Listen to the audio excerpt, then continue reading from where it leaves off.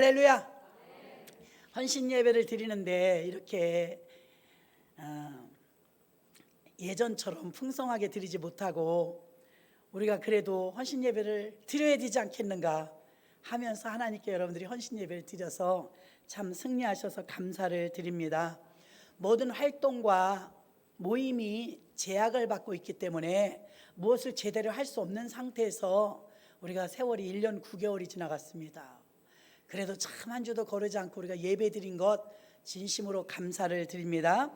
자, 에스더 반하고 마리아 반, 제가 끝나는 시간은 똑같이 맞춰 드릴게요. 잘 들어보시기를 바랍니다. 자, 에스더가 그래도 언니니까 에스더 반들을 잘 들어보십시오. 물론 우리 성도님들은 에스더 반의 말씀과 또 마리아 반의 말씀을 다 내 것으로 소화시키시기를 바랍니다. 에스더란 별이란 뜻이에요. 스타, 별. 에스더가 무슨 뜻이라고요? 별. 아이들은 안 잊어버려요. 자, 별이란 뜻인데요, 별은요 스스로 발광체가 되지 않기 때문에 빛을 못 내요. 그럼 어떻게 해야 되느냐? 낮에 햇빛의 반사를 받아들여야 돼요. 햇빛의 반사를 받아들였다 밤에 빛을 반사시키는 거예요. 발광체가 아니고 반사체죠. 아멘. 자, 빛은 창세기 보면 첫째 날 빛을 만드시고 넷째 날 햇빛을 만드셨어요. 그럼 넷째 날 만드신 해와 첫째 날 만드신 빛이 다른 거예요. 그렇죠? 요한복음 1장에 가면 빛은 그리스도라. 사람에게 비치는 참 빛이 있었나니 그 빛은 그리스도래요. 그럼 예수님이 빛이란 얘기죠. 자, 에스더가 별이 별 되려면 예수 그리스도의 빛을 받아들여서 반사시킬 때 스타가 되는 것입니다. 아멘. 자, 에스더 2장 15절에 보니까 에스더의 출생을 볼게요. 모르드게의 삼촌 아비하일의 딸 곧 모르드게가 자기의 딸같이 양육하는 에스더가 차례대로 왕에게 나아갈 때 궁녀를 주관하는 내시 헤게에 정한 것 외에는 다른 것을 구하지 아니하였으니 모든 보는 자에게 괴물 받더라. 아멘. 15절에 보면 모르드게의 삼촌 아비하일의 딸, 사촌이에요. 사촌인데 나이 차이는 많이 나서 딸같이 길렀대요. 그럼 에스더가 지금 불행하게 사는 아이인지 부유한 측에 사는 아이인지 읽어보면 고아예요. 에스더는 불행했어요. 가난했고요. 부모도 없었어요. 조건이 아주 안 좋아요. 그런데 에스더가요, 모르드게라는 사촌 오빠가 잘 길러줬어요. 친아빠처럼. 자기의 딸같이 양육하는 에스더가 이렇게 오늘 15절에 말하고 있는 것입니다. 그리고 모든 자에게 괴물 얻더라. 에스더라는 영화를 보았는데요, 에스더가 마음이 착해갖고요, 조금 잘하니까 가난하고 소외되고 어려운데 빵을 막 나눠주고 이런 일을 하더라고요. 자, 그것은 성경에 있진 않지만 전혀 근거 없는 얘기는 아닌 것이 외경에 나와 있기 때문인 것입니다. 자, 그러면 에스더는 부모도 없는 가난한, 얼굴은 예뻤는데 아주 불행한, 처음에 출생과 시작은 참 불행하게 불우하게 시작을 했어요.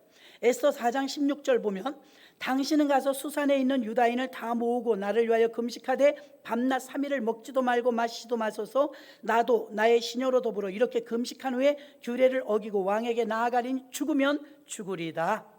자, 결혼한 지 5년 넘어 5년까지는 그래도 신혼이라고 볼 수 있겠죠. 진짜 신혼은 3년? 자, 결혼의 유효기간이 얼마나 될까요? 글쎄 사람마다 좀 다르겠지만 5년이면 신혼은 아닙니다. 이제 그럼 이제 에스더가 오늘 본문에 나오는 장면 속에서 보면요, 지금 읽었던 장면은 결혼 5년 차입니다. 그리고 상대가 남편이 배우자가 누구냐면 아하수에로 왕이에요. 아하수에로 왕이면 부인 하나 갖고 만족하지 않습니다. 후궁이 있어요.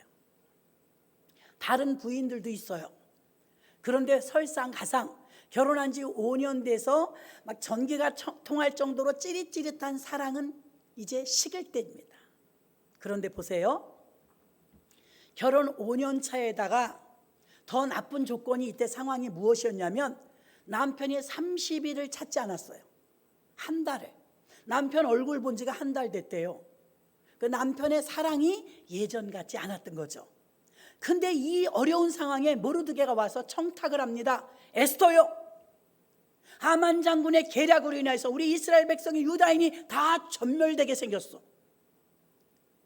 우리가 힘이 없으니까, 에스더 왕비니까 에스더가 왕에게 가서 탄원해서 우리 유다인들이 소멸당하지 않도록 중재적인 역할을 해줘야 되겠어.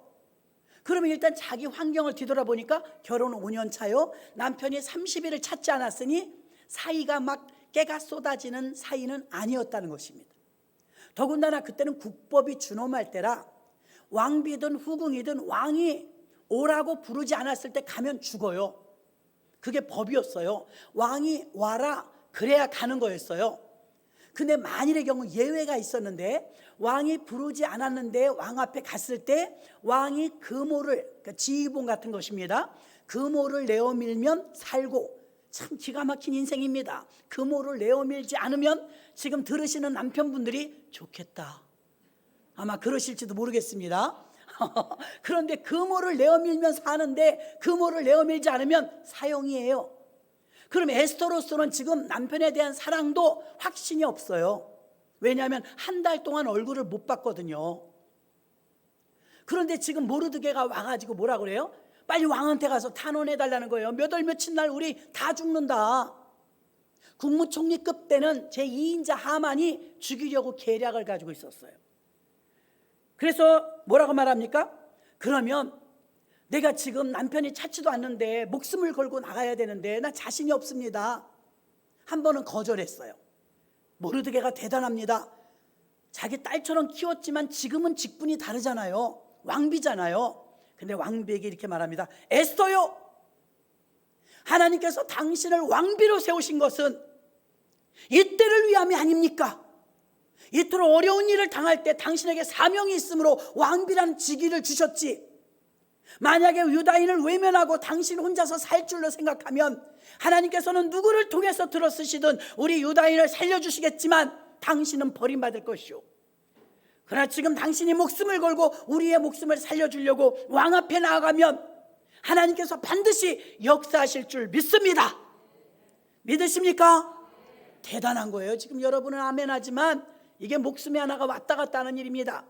그때 에스더가 결심합니다. 뭐라고 결심합니까? 우리가 에스더 5장 1절로 3절 보니까 이제 죽으면 죽으리다 하고 조금 아까 4장 16절에서 읽었습니다. 왕에게 규례를 어기고 나아가리니 죽이면 죽으리다 그랬습니다. 금오를 내어밀면 살고 그렇지 않으면 죽는다고 그랬어요. 그랬더니 에스더가 이렇게 말해요. 그럼 나를 위해서 3일을 금식해 주세요. 나도 내 시녀와 더불어 3일을 금식하겠습니다. 우리 모두 힘을 합쳐서 3일 금식해서 죽으면 죽고 어차피 이래 죽으나 저래 죽으나니까 하나님의 말씀을 믿고 내가 나가겠습니다. 그리고 3일이 됐어요. 여러분도 궁금하시면 3일을 금식해 보세요. 자, 에스더 5장 1절로 3절 봅니다. 다 같이 합독해요. 시작. 제3일에 에스더가 왕후의 예복을 입고 왕궁 안뜰 곧 어전 맞은편에 서니 왕의 어전에서 전문을 대하여 보좌에 앉았다가 왕후 에스더가 뜰에 선 것을 본즉 심히 사랑스러움으로 손에 잡았던 금오를 그에게 내어미니 에스더가 가까이 가서 금올 끝을 만진지라 왕이 이르되 왕후 에스더여 그대의 소원이 무엇이며 요구가 무엇이뇨 나라의 절반이라도 그대에게 주겠노라. 할렐루야. 읽어보니까 알겠죠? 기뻐요 안 기뻐요? 에스더가 죽겠어요 안 죽겠어요? 안 죽어요. 금오를 내어밀었더니 이거 내어미는데 심히 사랑스러움으로. 그래서 3일 금식해보라는 거예요. 금식하면 여러분 혈기가 빠집니다. 내 힘이 빠집니다. 그리고 얼굴이 볼고모리해집니다. 왜요? 육식성이 아니고 자기 하고 싶은 대로 하는 게 아니라 절제를 했기 때문에, 기도하면서 3일을 굶었기 때문에 얼굴이 갸롬하고 예뻐진 거예요. 금을 끝을 만지는데 보세요. 왕이 이런 마음을 가졌을 거예요. 아니 내 부인 왕비가 말이지 도대체 무슨 일이 있길래 목숨을 걸고 나왔을까? 전화가 있던 시절도 아니고요. 콜을 할 수가 없잖아요. 그러니까 저 여인이 어째서 목숨을 걸고 나왔을까? 금을 끝을 만지니까 에스더요 그대의 소원이 무엇인고? 내가 나라의 절반이라도 주겠노라. 우리 같으면 와 신난다 하고 덥석 잡았을 텐데 아니옵니다. 오늘은 말씀드리지 않겠나이다. 나긋나긋하게 침착하게. 왕이 막 몸이 달았어요. 왕비요, 도대체 무슨 일이 있길래 목숨을 걸고 이렇게 나왔는고? 소원을 말하라. 오늘은 말하지 않겠나이다.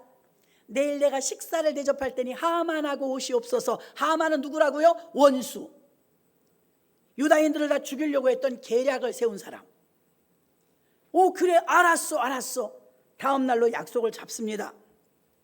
자, 에스더 2장 20절 봅니다. 에스더가 모르드게의 명한 대로 그 종족과 민족을 고하지 아니하니 저가 모르드게의 명을 양육받을 때와 같이 쫓음이더라. 야, 여러분, 입장이 바뀌면 이게 되질 않아요. 저는 어느 분을 알아요. 그분은 결혼하자마자 시어머니를 너무 무서워하는 거예요. 호랑이 시어머니였어요. 그래갖고 며느리가 배울 만큼 배운 사람인데도요, 한마디도 못해요. 시어머니가 무서워가지고. 세월이 흐르고 흘렀습니다. 손주가 이제 막 30살이 다 돼가고, 시어머니는 이제 80살이 다 돼가고, 며느리가 드디어 기가 살았습니다. 50대가 지나가니까 이제는 기죽지 않아요. 어머니가 뭐라면 아이 가만히 계셔요. 그럼 어머니 가만히 계셔. 거꾸로 됐어요. 바뀌었어요. 입장이 바뀌었어요. 파워 있는 쪽이 힘이 세지는 거예요. 자, 그런데 보세요. 에스더는 그러지 않았어요. 고아였을 때, 부모 없을 때, 가난했을 때 자기를 부모처럼 길러줬던 모르드게는 직업이 포졸 정도 됩니다. 포졸, 문 지키는 사람이었어요. 포졸하고 왕비하고는 급이 안 맞습니다. 근데 왕비가 되었는데 그 포졸급 되는 문지기인데, 문지기가 시키는 대로 지금 하는 거예요. 그러니 이것이 에스더의 그 겸양이 있는 마음, 겸손한 태도, 이걸 우리가 본받아야 될 줄로 믿습니다. 그래서 모르드게가 하는 말을 양육받을 때와 같이 쫓음이더라. 아멘. 사람이 변하면 못 써요.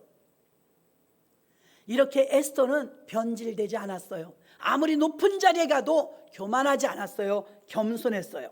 에스더는 순종하면서 모르드게에 대한 은혜를 갚으며 의리를 지켰습니다. 가난한 고아의 자리에서 사촌 오빠의 양육 속에 잘 자라고 드디어 이제 왕비 간택을 통해서 너무 아름다우니까 왕비로 간택까지 되는데, 뒤에서 계속 그를 키워준 사람은 모르드게였다는 것입니다. 입장이 지금 바뀌어서 이제 모르드게는 문지기고 에스더는 왕비가 되었습니다. 그럼에도 불구하고 왕비의 신분을 내려놓고 모르드게와 항상 교류하는 겸손한 모습, 오늘 우리가 배워야 될 모습인 줄로 믿습니다. 자, 왕비가 된 이유가, 왕비가 돼서 너 잘 먹고 잘 살아라, 하나님이 이거 하나님의 축복이다, 그런 것이 아니라 하나님께서 유다인들이 어려움을 당할 때 그 위기에서 극복하게 하려고 하나님이 그 왕비의 자리에 에스더를 미리 준비하신 줄로 믿습니다. 나라와 민족을 위해서 기도하며 나라와 민족의 그 위기에 처했을 때 건져줄 수 있는 자리에 갈 수 있도록 하나님은 그를 먼저 준비하셨는데 에스더를 왕비의 자리에 세워주신 줄로 믿습니다. 하만이라는 사람이 있습니다. 하만은요, 뇌물을 썼는데 그 당시 국고의 1년 예산만큼의 큰 돈, 은 1만 달란트, 1만 달란트의 뇌물을 아하수엘의 왕에게 주고요, 2인자의 인장도장을 받았습니다. 그리고 이제 유다인들을 다 소멸하려고 계획하고 있었습니다. 근데 이제 차분하고 지혜롭고 하나님의 사람인 에스더가 딱 3일 금식하고 왕 앞에 나아갔는데 1년 국고 예산을 들여서 뇌물을 썼는데도 안 되게 하나님께서 하만을 이기고 에스더의 손을 들어주게끔 역사하신 줄로 믿습니다. 여러분, 그러니 여러분 환경 속에서 나는 돈이 없어서 안 돼, 나는 빽이 없어서 안 돼, 나는 명예가 없어서 안 돼, 그런 생각 하지 마시기를 바랍니다. 자, 에스더처럼 여러분 하나님의 빛을 많이 받아서 예수 그리스도의 빛을 많이 받으면 어떤 사람이 되느냐? 뇌물을 쓴 사람보다 하나님이 더 뽑아주는 역사가 있을 줄로 믿습니다. 그리고 결론이 어떻게 됩니까? 모르드게를 매달아서 죽이려고 사형대를 만들어 놓은 하만의 장대, 높이 매달은 장대가 있는데 그 장대에 오히려 하만이 매달려서 죽고, 모르드게와 에스더를 통해서 나중에 하만이랑 다 있는 자리에서 그대의 소원이 무엇인고 했을 때 왕이시여, 하만이 왕비가 이스라엘 사람인 걸 몰랐던 겁니다. 비슷하게 생겼으니까요. 우리는 잘못한 것이 없는데 우리 민족이 이곳에 들어와서 최선을 다해서 열심히 사는데 왜 우리를 다 죽이려고 하십니까? 그랬더니 왕이, 아니 당신네 민족을 내가 왜 죽여? 저 악한 하만이 우리를 죽인다 합니다. 그랬더니 뭐야? 여러분 재밌게 매야? 화가 났어요. 그러고서 잠깐 막 화가 나니까 왕이 잠깐 자리를 비운 사이, 아이고 큰일 났구나. 하만이 이게 불똥이 나한테 떨어지게 생겼다. 왕이 진노했다. 그래가지고 에스더에게 다리를 붙들고 막 애원하는 거예요. 왕비님 살려주세요. 난 왕비님이 유다인인지 몰랐어요. 왕비님 살려주세요. 이 모습을 왕이 들어다 봤네. 오해가 쌓이려면 자꾸 쌓이죠. 그 사실을 하만은 싹싹 비는 거예요. 왕비님 잘못했습니다. 제가 잘못했습니다. 왕비님이 유다인인 줄 몰랐습니다. 이러고 있는데 막 치마를 붙들고 하니까 강간하려고 그러는 줄 알고, 성폭행하려고 그러는 줄 알고 왕이 저놈이 미쳤구나. 네가 지금 내가 있는데 여기 오전에 와서 감히 왕비를 겁탈하려 하는 거. 여봐라. 예. 저놈을 당장에 잡아라. 하만이 아닙니다. 그것이 아닙니다. 듣기 싫다. 밖에 무엇이 준비되어 있느냐? 예, 장대가 준비되어 있나이다. 당장에 저놈을 거기에 매달아라. 하만이 죽었대요. 그래서 모든 사람들이 와, 우리 유다인 살았다. 이스라엘 백성들 살았다. 하나님이 역사하셨고 에스더 만세, 모르드게 만세, 할렐루야. 하나님께 영광 올립니다. 마리아 들으세요. 지금 에스더 얘기했고 마리아 얘기해 줄게. 마리아는 사랑받는 자란 뜻이에요. 마음에 드세요? 사랑받는 마리아 되시기 바랍니다. 성경에 유명한 마리아 3명이 나옵니다. 첫 번째 마리아, 예수님을 낳은 동정녀 마리아. 아시지요? 예수님을 낳은 어머니 마리아. 창세기 3장 15절, 내가 너를 여자와 원수가 되게 하고 너희 후손도 여자의 후손과 원수가 되게 하리니 여자의 후손은 내 머리를 상하게 할 것이요. 여자의 후손이란 남자와 결합해서 생긴 아이가 아니기 때문에 마리아는 여자의 몸에서 나온 예수를 말하는 것입니다. 자, 마태복음 1장 16절, 야곱은 마리아의 남편 요셉을 낳았으니 마리아에게서 그리스도라 하는 예수가 나시니라. 아멘. 그럼 예수 그리스도의 어머니 이름이 누구라고요? 마리아, 사랑받는 자, 이런 뜻입니다. 자, 그러면 예수님을 낳는 이 엄청난 사건, 전 세계적으로 한 번 있었던 사건, 남녀가 사랑해서 아기가 생겨야 이게 보통 일인데 예수님은 성령으로 잉태돼서 남자 없이 아이를 낳았어요. 염색체가 없어요. 남자 염색체가. 자, 그런데 보십시오. 이렇게 마리아가 하나님으로부터 간택되어진, 택함받은 이유가 무엇일까요? 이유. 자, 그의 이름 동정녀 마리아라고 한 이 여기서 힌트를 얻을 수가 있는데, 하나님은 어떠한 자를 선택하셨느냐? 순결한 자를 선택하셨어요. 아멘. 순결한 자, 깨끗한 자. 하나님이 여러분을 쓰시려면 일단 여러분이 준비되셔야 되는데 깨끗해야 돼요. 죄를 멀리하시고 하나님이 싫어하는 거 하지 마시고 깨끗하고 거짓말하지 않고 죄짓지 아니하고 하나님을 사랑하고 그렇게 준비된 순결한 여자, 순결한 처녀가 이 세상에 처음이자 마지막으로 낳는 하나님의 아들을 낳는 영광을 얻게 됩니다. 첫 번째 마리아였습니다. 두 번째 마리아, 옥합을 깬 막달라인 마리아. 막달라 마리아는, 막달라가 동네 이름이에요. 뭐라고요? 동네 이름. 자, 우리 이 동네는 지금 우리 교회가 있는 동네 무슨 동네예요? 논현동. 논현동입니다. 자, 옥합을 깬 막달라인 마리아는요, 막달라라는 지역에 있는 마리아라는 이름을 가진 여자였어요. 예수님의 이름도 많았대요, 그 당시에. 그래서 예수님, 뭐 바예수, 무슨 예수 그러니까 예수님의 이름 앞에 수식어를 넣었어요. 나자렛 예수, 나사렛 예수. 여러분 지나가다 보면 연수에 나사렛 병원 뭐 이렇게 있죠. 그 나사렛은요 동네 이름을 말해요. 지명입니다. 지금도 가자 지구에 가면 거기에 나자렛이 있어요. 자, 나사렛에서 나사렛에서 컸기 때문에, 성장했기 때문에 예수님은 베들레헴에서 태어나고 나자렛에서 자라셨어요. 그래서 예수님의 이름이 동명이인들이 있었기 때문에 예수님을 부를 때 나사렛 예수라고 붙여주었어요. 자, 막달라 마리아도 그런 의미에서 봤을 때 이름은 마리아예요. 근데 동네 이름이 막달라였어요. 뭐 이름이 이상합니다. 막달레. 그래서 막달라 마리아는요, 누가복음 7장 36절로 38절, 한 바리새인이 예수께 자기와 함께 잡수시기를 청하니 이에 바리새인의 집에 들어가 앉으셨을 때 그 동네 죄인인, 자, 막달라 마리아가 죄인이었대요. 죄인인 한 여자가 있어 예수께서 바리새인의 집에 앉으셨음을 알고 향유 담은 옥합을 가지고 와서 예수의 뒤로와 그 발 곁에 서서 울며 눈물로 그 발을 적시고 자기 머리털로 씻고 그 발에 입 맞추고 향유를 부으니, 아멘. 마리아는 옥합을 깼대요. 마리아는 이 뒤에 나옵니다. 7 귀신이 들렸던 여자예요. 병원을 가도 안 돼. 밥을 굶어도 안 돼. 부모가 아무리 애써도 안 돼.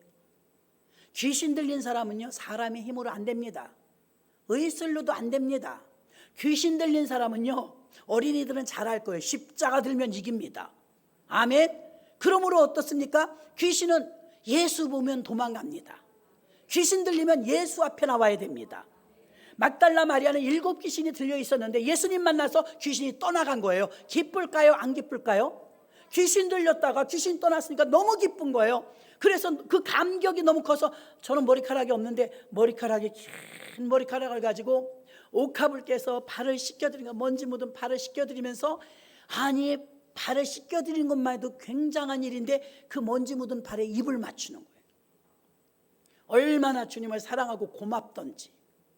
그래서 막달라 마리아는 이렇게 옥합을 깨서 예수님의 발을 씻겨주고 자기 머리카락으로 수건 삼아 발을 씻겨주었던 여인입니다.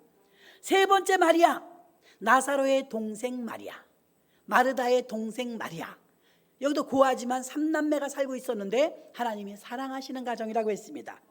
마가복음 14장 3절로 9절, 예수께서 베다니 문둥이 시몬의 집에서 식사하실 때 한 여자가 매우 값진 향유 곧 순전한 나드 한 옥합을 가지고 와서 그 옥합을 깨뜨리고 예수의 머리에 부으니 어떤 사람들이 분내어 서로 말하되 무슨 의사로 이 향유를 허비하는고, 이 향유를 300데나리온 이상에 팔아 가난한 자들에게 줄 수 있었겠도다 하며 그 여자를 책망하는지라 예수께서 가라사대 가만두어라. 너희가 어찌하여 저를 괴롭게 하느냐. 저가 내게 좋은 일을 하였느니라. 가난한 자들은 항상 너희와 함께 있으니 아무 때라도 원하는 대로 도울 수 있거니와 나는 너희와 항상 함께 있지 아니하리라. 저가 힘을 다하여 내 몸에 향유를 부어 내 장사를 미리 준비하였느니라. 내가 진실로 너희에게 이르노니 온 천하에 어디서든지 복음이 전파되는 곳에는 이 여자의 행한 일도 말하여 저를 기념하리라 하시니라. 아멘. 굉장한 영광을 받게 됩니다. 자, 여기서 보면 이 여자도 옥합을 깼어요. 참고로 우리 어머니 세대들은요, 자녀들을 결혼시키려면, 딸을 결혼시키거나 그러면 아들을 장가 보내거나 그러면 금덩어리를 모아서, 그때는 금반지께라는 게 많았어요. 금덩어리를 모아서 결혼자금으로 썼단 말입니다. 근데 이 나라에는요 향유를 모았어요. 결혼자금으로 제일 좋은 옥항아리를 만들어서 옥항아리 안에다 돈만 생기면 향유를 사다 붓는 몰약입니다. 이 향유는 히말라야 지역에서 나오는 이 특유한 나드 향인데요, 이 향은요 썩지도 않고 시신에 발라도 방부제 역할을 하고요, 향이 얼마나 좋은지 그 가치가 비싸서 조그마한 한 병에 300데나리온이나 있으니 1년치 품삯입니다. 1년치 품삯 정도 하는 향순이 얼마나 비쌌겠습니까? 그래서 결혼하려면 향유를 많이 모았다가 그 향유를 가지고 시집갈 미천을 만드는 거였어요. 그러니까 결혼하기 전에 미혼입니다. 막달라 마리아도 그렇고 여기 나사로의 동생 마리아도 그렇고 둘 다 옥합을 깼습니다. 그럼 옥합은 자기의 전 재산인 거예요. 결혼 자금이에요. 무슨 자금이요? 결혼 자금. 장난감 사는 돈이 아니에요. 결혼 자금이었어요. 그러니까 결혼 자금이면 자기의 가장 소중한 것입니다. 소중한 이 옥합을 깨서 한 여자는 머리에 부었고 한 여자는 발에 부었어요. 한 여자는 머리카락으로 씻겨줬고 한 여자는 울면서 예수님 머리에 부어줬어요. 이때가 지금 나사로의 동생 마리아가 옥합을 부은 때는 막달라 마리아가 옥합을 부을 때랑 시기적으로 좀 거리가 있습니다. 나사로의 동생 이 마리아가 옥합을 부을 때는요, 예수님이 내일 모레 돌아가세요. 십자가에 달려 죽으세요. 이틀, 이게 수요일 날 있었던 사건이거든요. 금요일 날 돌아가셨거든요. 예수님 십자가에 달려 죽으시는데 제자들도 몰라. 죽는다는데도 알아듣지도 못해요. 믿지도 않아요. 예수님은 알아요. 내일 모레 십자가에 달려 죽으십니다. 아무도 모르는데 이 마리아라는 여자도 아는 건 아니에요. 그냥 예수님을 사랑하는 거예요. 사랑하면 이게 마음이 통해요. 그래서 옥합을 아낌없이 깼는데 예수님이 지금 읽었던 대목에서 말하죠. 가만두어라.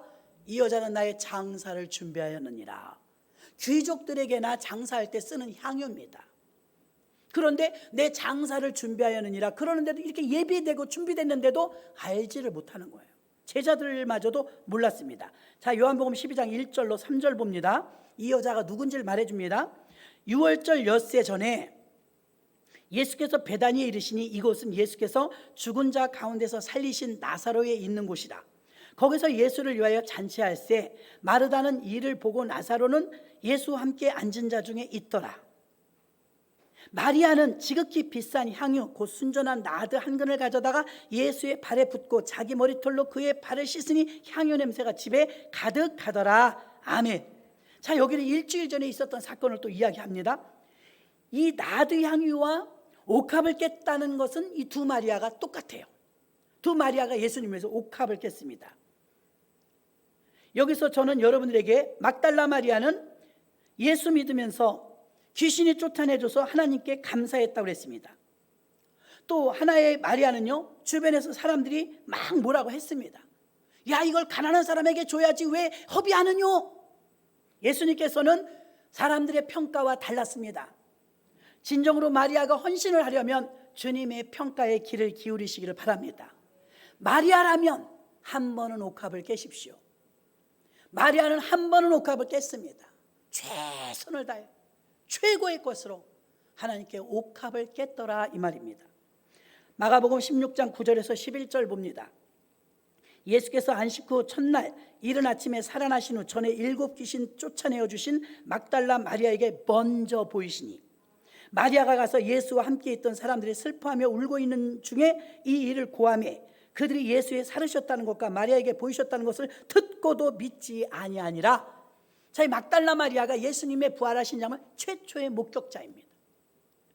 라삐오 하고 끌어안으려고 그러니까 예수님이 아직 나를 만지지 마라.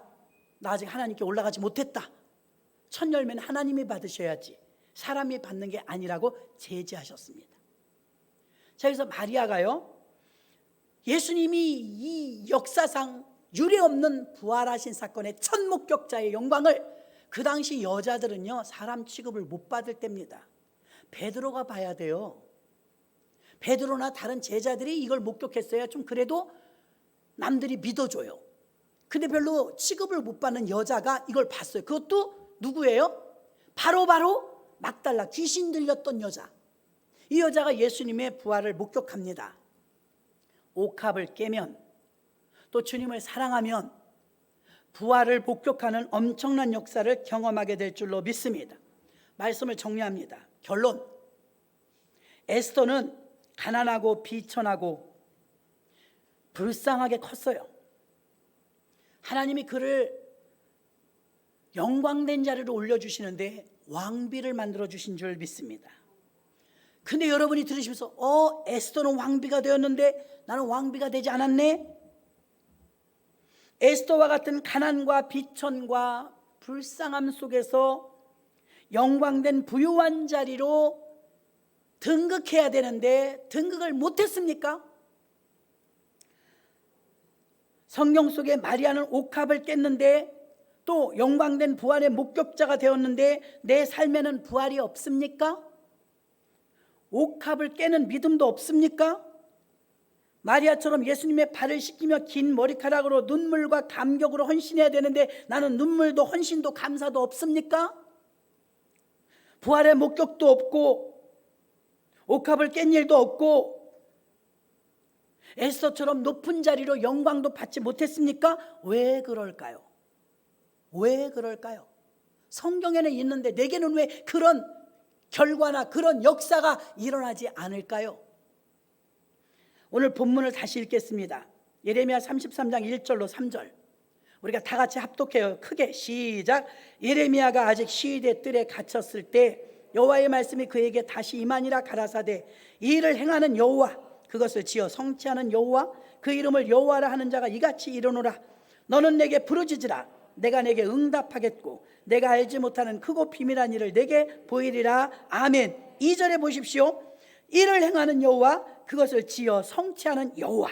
그 여호와가 이렇게 말했어요. 3절에 너는 내게 부르짖으라. 내가 내게 응답하겠고. 무엇을 응답해요? 크고 비밀한 일을. 근데 응답하겠고는 완료형입니다. 기도하면 응답해 준다는 소리예요? 안 해준다는 소리예요? 응답해 준다는 소리입니다. 완료형이에요. 그렇다면 크고 비밀한 일을 기대하셔야 되는데, 나에게는 크고 비밀한 일도 일어나지 않았고 부활도 목격하지 못했고 예수님 발도 씻겨보지 못했고 옷값도 깨지 못했고 나는 높은 지위에 올라가지도 못했고 아직도 나는 에스더의 어린 시절에 멈춰 있고 마리아의 귀신 들린 그 자리에 멈춰 있다면 비극 아니겠습니까? 그럼 마리아가 마리아 되고 에스더가 에스더 될 수 있으려면 모두가 원하는 소망일 텐데 어떻게 하면 될까? 다른 마리아는 잘 모르겠지만 우리가 아는 우리 교회는 한나반도 있고 사라반도 있고 여호수아반도 있고 요한반도 있고 에스더반도 있고 마리아반도 있어요. 우리 마리아와 우리 에스더는 기도가 부족해요. 기도가. 너는 내게 부르짖으라. 내가 내게 응답하겠고. 완료형입니다. 왜 이런 일이 일어나지 않을까요? 기도하지 않으니까. 그러므로 여러분에게 비전을 제시해 드립니다. 여러분이 기도가 부족했었는데 기도를 충분히 하면 어떤 역사가 있느냐? 너는 내게 부르짖으라. 내가 내게 응답하겠고. 내가 알지 못하는 크고 비밀한 일. 에스더가 왕비가 될 줄 누가 알았어요? 다윗이 왕이 될 줄 누가 알았어요? 마리아가 부활을 목격할 줄 누가 알았어요? 이 마리아는요, 예수님이 최후의 십자가 지는 자리에도 있었고, 마리아는 부활을 목격하는, 예수님 부활하는 그 자리에도 있었고, 마리아는 예수님이 돌아가셨는데도 무덤가를 다시 찾아오는 여전한 헌신이 있었고, 에스더는 변질되지 않고 높은 지위에 있으나 가난할 때 있으나 마음이 똑같았어요. 교만하면 안 됩니다. 여러분 삶 속에 진정한 마리아처럼 감격이 없습니까? 눈물이 없습니까? 주님을 사랑하는 마음이 없습니까? 마리아는 사랑받는 자예요. 사랑해야 합니다. 사랑이 폭포수처럼 올라와야 될 줄로 믿습니다. 그럼 7 귀신 들렸던 마리아가 회복되고 치료되었고, 고아였고 가난했던 이 3남매 가정의 마리아는 자기 오빠가 죽었는데 예수님이 살려주는 부활을 체험하고, 옥합을 깬 자들 보니까 부활과 관계가 있어요. 놀라운 역사, 크고 비밀한 역사. 부활을 진정으로 원하신다면 인생에 한 번은 옥합을 깨야 합니다. 에스더처럼 어떤 일이 있어야 되겠습니까? 에스더처럼 교만하지 말아야 됩니다. 겸손한 자리에 있어야 되면, 내가 이 왕위의 일을 얻은 것이 이때를 위함이 아닙니까? 에스더가 금식하고 기도하니 응답받았던 것처럼 왜 내게는 그런 일이 일어나지 않을까? 금식하고 기도해야죠. 너는 내게 부르짖으라. 내가 내게 크고 비밀한 일을 보이리라. 할렐루야. 말씀을 생각하시면서 통성으로 한 2분 정도 나도 이런